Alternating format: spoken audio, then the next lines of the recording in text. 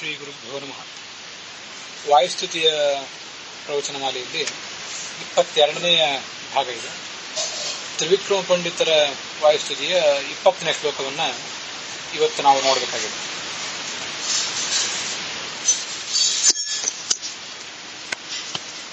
ದೃಷ್ಟ್ವಾ ದುಷ್ಟಾಧಿಪೋರಃ ಸ್ಫುಟಿತಕನಕದ್ವರ್ಮಘೃಷ್ಟಾಸ್ಥಿಕೂಟಂ ನಿಷ್ಪಿಷ್ಟಂ ಹಾಟಕಾದ್ಯ ಪ್ರಕಟ ತಟತಟಾಕಾತಿಶಂಕೋ ಜನೋಭೂತ್ ಏನಾಜೌ ರಾವಣಾರಿ ಪ್ರಿಯ ನಟನಪಟುರ್ ಮುಷ್ಟಿರಿಷ್ಟಂ ಪ್ರದೇಷ್ಟುಂ ಕಿಮ್ನೇಷ್ಟೇ ಮೇಷತೇಷ್ಟಾ ಪದ ಕಟಕ ತಟಿತ್ ಕೋಟಿಭಾಂ ಮೃಷ್ಟಕಾಷ್ಠಃ ಅಂತ ಈ ಶ್ಲೋಕ.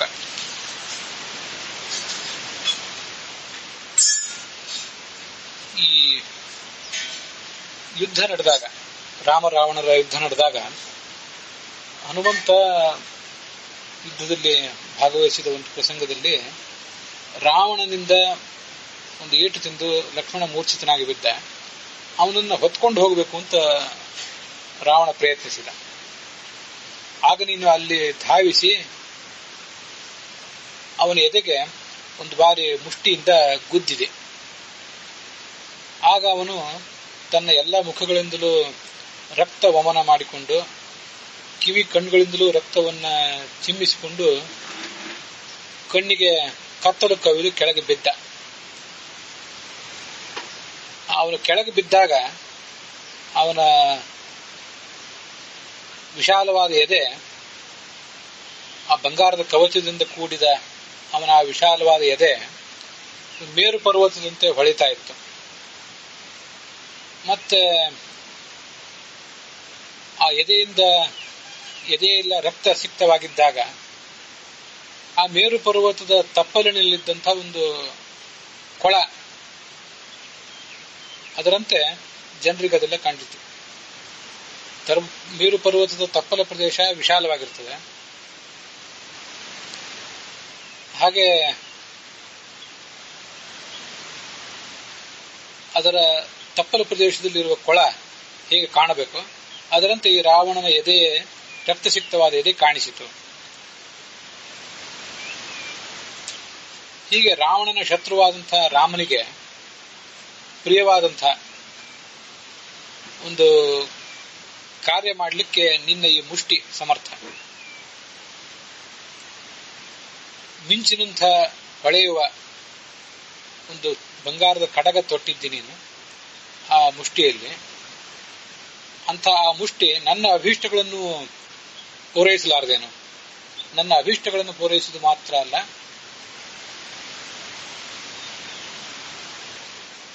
ನನ್ನ ಶತ್ರುಗಳನ್ನು ಕೂಡ ಹೀಗೆ ಆ ಮುಷ್ಟಿ ದಮನಿಸಬೇಕು ಅಂತ ಒಂದು ಪ್ರಾರ್ಥನಾ ಅಲ್ಲಿದೆ.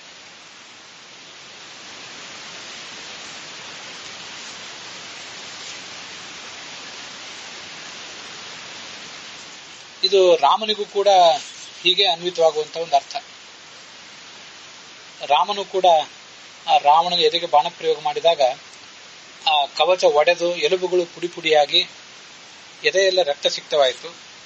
ಮೇರು ಪರ್ವತದ ಒಂದು ತಪ್ಪಲು ಪ್ರದೇಶದಲ್ಲಿನ ಕೊಳದಂತೆ ಅದು ಕಂಡಿತು, ಜನರಿಗೆಲ್ಲ ಹಾಗೆ ಕಂಡಿತು ಅಂತ ರಾಮನಿಗೂ ಅನ್ವಯ ಮಾಡಿದ್ದಾರೆ. ಎಲ್ಲ ಶ್ಲೋಕಗಳಿಗೂ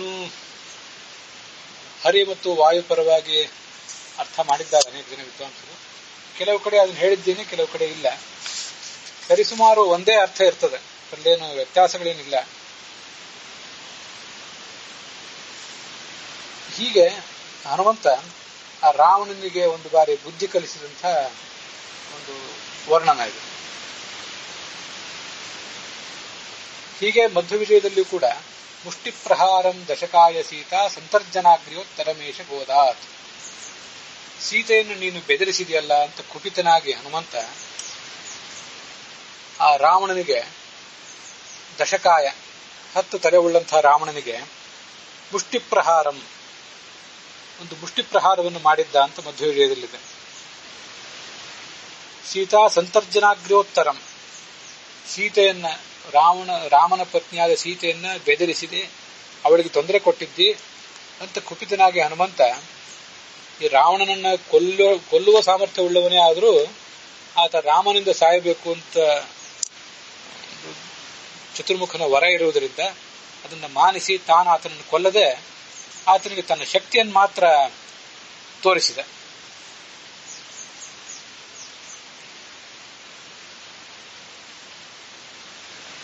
ಹೀಗೆ ಇದೆಲ್ಲ ಆ ಮುಷ್ಟಿ, ಹಸ್ತಗಳು, ತೋಳುಗಳು ಅವುಗಳ ಉಪಾಸನೆ. ಇದನ್ನೆಲ್ಲ ಬೇರೆ ಬೇರೆ ಕಡೆ ಶಾಸ್ತ್ರದಲ್ಲಿ, ವೇದಗಳಲ್ಲೆಲ್ಲ ಹೇಳ್ತಾ ಇರ್ತಾರೆ. ಪೀನವೃತ್ತ ಜಗದ್ರಕ್ಷ ಕೇವಲೋದ್ಯೋಗಿನೋ ನಿಶಂ ಅಂತ ಪರಮಾತ್ಮನ ತೋಳುಗಳನ್ನ, ಜಗತ್ತಿನ ರಕ್ಷಣೆ ಮಾಡುವುದೇ ಪರಮಾತ್ಮನ ತೋಳುಗಳ ಒಂದು ಕಾರ್ಯ ಅಂತ ದ್ವಾದಶ ಸ್ತೋತ್ರದಲ್ಲಿ ಆಚಾರ್ಯರು ವರ್ಣನೆ ಮಾಡಿದ್ದಾರೆ. ಬಾಹುಭ್ಯಾಮುತತೆ ನಮಃ ಅಂತ ರುದ್ರಾಧ್ಯಾಯದಲ್ಲಿ ನಮಸ್ತೆ ರುದ್ರಮನ್ಯವ ಉತೋ ತೈಷವೇ ನಮಃ, ನಮಸ್ತೆ ಅಸ್ತು ಧನ್ವನೆ ಬಾಹುಭ್ಯಾಂ, ನಿನ್ನ ತೋಳುಗಳಿಗೆ ನಮಸ್ಕಾರ ಅಂತ ತೋಳುಗಳಿಗೆ ನಮಸ್ಕಾರ ಮಾಡಿದ್ದಾರೆ. ಪಾದಗಳಿಗೆ ನಮಸ್ಕಾರ ಮಾಡುವುದು ಎಲ್ಲಾ ಕಡೆ ಇದೆ. ತೋಳುಗಳಿಗೂ ಮುಷ್ಟಿಗಳಿಗೂ ಅಂಗೈ ನಮಸ್ಕಾರ ಮಾಡುವುದು ಕೂಡ, ಅಂಗೈಗೆ ನಮಸ್ಕಾರ ಮಾಡುವುದು ಕೂಡ ಬೇರೆ ಬೇರೆ ದೃಷ್ಟಿಯಿಂದ ಬೇರೆ ಬೇರೆ ಲಾಭಗಳು ನಮಗಾಗಬೇಕಾಗಿದ್ದಾಗ ಅಂಥ ವರ್ಣನೆಗಳು ಕೂಡ ಉಪಯುಕ್ತ ಆಗ್ತವೆ, ಅಂಥ ಧ್ಯಾನಗಳು ಕೂಡ ನಮ್ಗೆ ಉಪಯುಕ್ತ ಆಗ್ತವೆ. ಅಯಮ್ಮೇ ಹಸ್ತೋ ಭಗವಾನ್ ಅಯಮ್ಮೇ ಭಗವತ್ತರಃ ಅಯಮ್ಮೇ ವಿಶ್ವಭೀಷಣೋಯಂ ಶಿವಾಭಿಮರ್ಶನಃ.